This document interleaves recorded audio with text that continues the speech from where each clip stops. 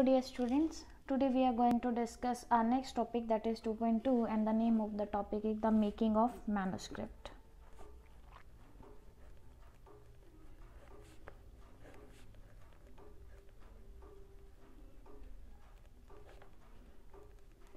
हमारा जो टॉपिक चल रहा था उसका नाम है द प्रोडक्शन ऑफ क्रॉनिकल्स, यानी क्रॉनिकल्स का प्रोडक्शन जो था वो कैसे हुआ था, इसके बारे में हम डिस्कस कर रहे थे। इससे रिलेटेड हम अपना पहला टॉपिक पढ़ चुके हैं 2.1 टॉपिक, जिसमें हमने ये सीखा या ये जाना कि जो टर्किश लैंग्वेज थी मुग़ल एम्पायर की, जो उनकी ओरिजिनेशन थी यानी उनकी मदर टंग थी, वो कैसे पर्शियन में कन्वर्ट हो जाती है। इसका टोटली क्रेडिट जो था वो अकबर को जाता है। तो ये सारी की सारी बात हम अपने प्रीवियस लेक्चर में डिस्कस कर चुके हैं।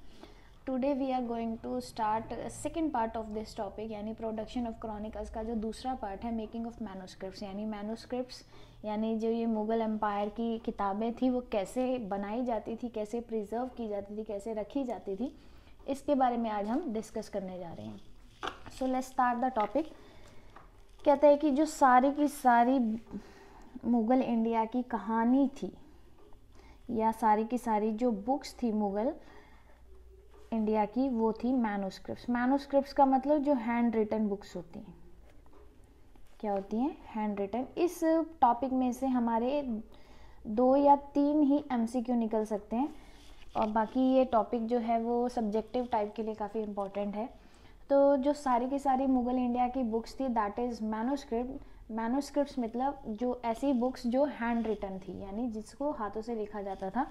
और जो सेंटर हुआ करता था मैनूस्क्रिप्ट का, सेंटर ऑफ मैनूस्क्रिप्ट, यानी जहाँ मैनूस्क्रिप्ट्स को रखा जाता था, जहाँ मैनूस्क्रिप्ट्स को बनाया जाता था, प्रोड्यूस किया जाता था, उसे मुग़ल एम्पायर के टाइम में कहा जाता था किताब खाना। क्या कहा जाता था? किताब खाना। यानी अगर इंग्लिश में हम बात करें तो लिटरली इसका मीनिंग जो होगा दैट इज़ लाइब्रेरी।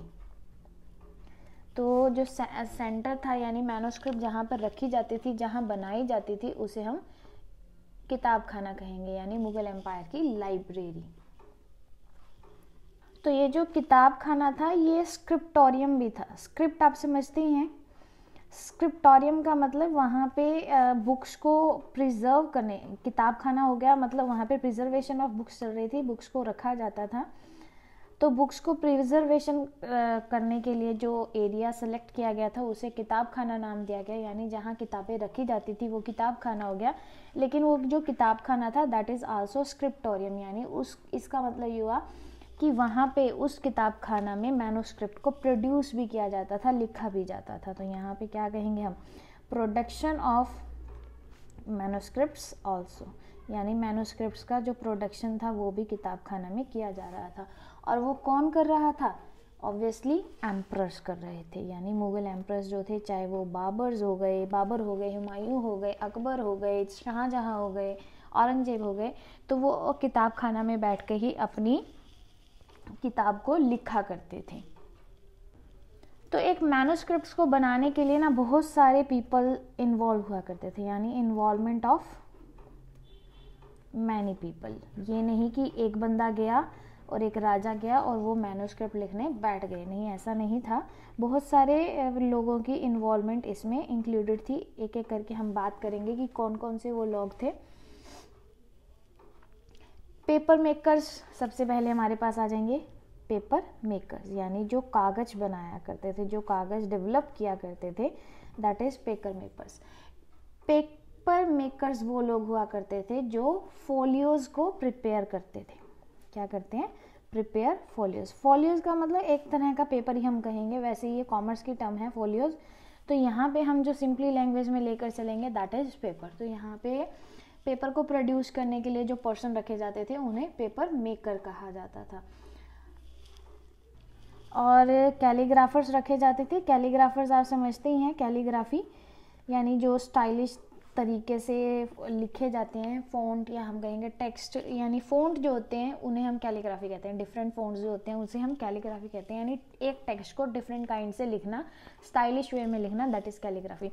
तो वहाँ पे कैलीग्राफर्स को भी अपॉइंट किया जाता था, जो क्या करते थे? कॉपी द टेक्स्ट, जो टेक्स्ट को कॉपी किया करते थे। और साथ ही साथ गिल्डर्स भी रखा करते थे। गिल्डर्स मीन्स जो पेपर की क्वालिटी को एनहांस करते थे, यानी एल्यूमिनेट द पेपर पेजेस, जो पेजेस की क्वालिटी को एनहांस करते थे उन पर्सन्स को गिल्डर्स कहा जाता है। और साथ ही साथ पेंटर्स भी अपॉइंट किए जाते थे। पेंटर्स मतलब अगर कोई सीन उन्होंने डिपिक्ट करना है पिक्चर की फॉर्म में, तो उस सीन को ड्रॉ करने के लिए पेंटर्स को बुलाया जाता था, to draw the scene.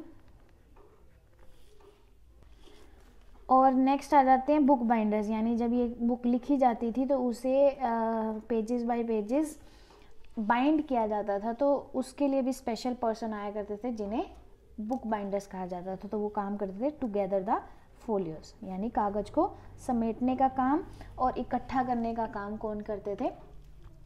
Book binders करते थे। और साथ ही साथ वो क्या करते थे? ऑर्नामेंटल कवर बनाते थे, यानी उस बुक की जो बाइंडिंग, जैसे हमारी जो हिस्ट्री की बुक की बाइंडिंग है वो इस तरह की है, ठीक है। तो ये जो कवर हो गया ये इसका एक्सटर्नल पार्ट है। तो वहाँ पे जो उनकी मैन्युस्क्रिप्ट होती थी उनका भी कवर बनाया जाता था और उसे ऑर्नामेंट से डेकोरेट किया जाता था, यानी गहनों से डेकोरेट किया जाता था। बहुत ही प्रीशियस ऑब्जेक्ट उसे बनाया जाता था। तो जो कह रखा है कि जो फिनिश्ड मैन्युस्क्रिप्ट्स हैं, यानी जो तैयार मैन्युस्क्रिप्ट्स है वो काफ़ी ज़्यादा प्रीशियस मानी जाती थी, एक तरह की वेल्थ मानी जाती थी राजा की, क्योंकि उसमें उसकी क्या रखी गई थी? पूरी कहानी समेटी गई थी और उसे बहुत ही खूबसूरती से सजाया गया था, यानी उसका कवर बनाया गया था। तो बहुत ही अमेजिंग, बहुत ही स्टनिंग तरीके से मैन्युस्क्रिप्ट्स को डेवलप किया जाता था। तो एमसीक्यू पॉइंट ऑफ व्यू से एक तो ये टर्म बहुत इंपॉर्टेंट रहेगी, बहुत ईजी है, इसे लर्न करने की भी जरूरत नहीं है, हमें पता ही है इन सब के बारे में। तो ये डिफरेंट काइंड के पीपल वहाँ पे अपॉइंट किए जाते थे मैन्युस्क्रिप्ट्स को प्रोड्यूस करने के लिए। अब यहाँ बात करेंगे कि जिन बंदों ने मैन्युस्क्रिप्ट्स को प्रोड्यूस करा तो उन्हें क्या दी जाती थी? रिकग्नाइजेशन दी जाती थी। कि क्या दी जाती थी? रिकग्नाइजेशन। रिकग्नाइजेशन का मतलब उन्हें पहचान दी जाती थी, उन्हें सम्मानित किया जाता था, उन्हें अवार्ड्स दिया जाता था, उन्हें टाइटल्स दिए जाते थे। रिकग्नाइजेशन ऑफ, हम यहाँ लिखेंगे डेवलपर ऑफ मैन्युस्क्रिप्ट्स। तो बहुत सारे लोगों को क्या किया जाता था? अवार्ड से, या आपने सुना ही होगा उस टाइम पे गहने जेवर हीरे दे दिए जाते थे, तो उनसे उन्हें क्या किया कर दिया जाता था? राजी कर दिया जाता था। तो यहाँ पे जो मैन्युस्क्रिप्ट्स प्रोड्यूसर थे उन्हें टाइटल्स और अवार्ड्स दिए जाते थे। क्या दिए जाते थे? टाइटल्स एंड अवार्ड्स दिए जाते थे। क्यों? क्योंकि जो इन्होंने बहुत अच्छा काम एक राजा को करके दिया था मैन्युस्क्रिप्ट्स को प्रोड्यूस करने के लिए, उसके लिए उन्हें सम्मानित किया जाता था। लेकिन यहाँ पे सारे के सारे प्रोड्यूसर इन्वॉल्व नहीं होते थे, क्योंकि आपने सुना ही है कि जो बायसनेस है वो हमेशा से ही चलती आई है। तो यहाँ पे भी जो राजा था वो एक तरह से बायसनेस कर रहा था, पक्षपात कर रहा था। वो कुछ लोगों को क्रेडिट दे रहा था लेकिन कुछ लोगों को बिल्कुल भी क्रेडिट नहीं दे रहा था। तो कौन कौन से ऐसे लोग थे जिन्हें क्रेडिट दिया जा रहा था? तो वो लोग थे कैलीग्राफर्स,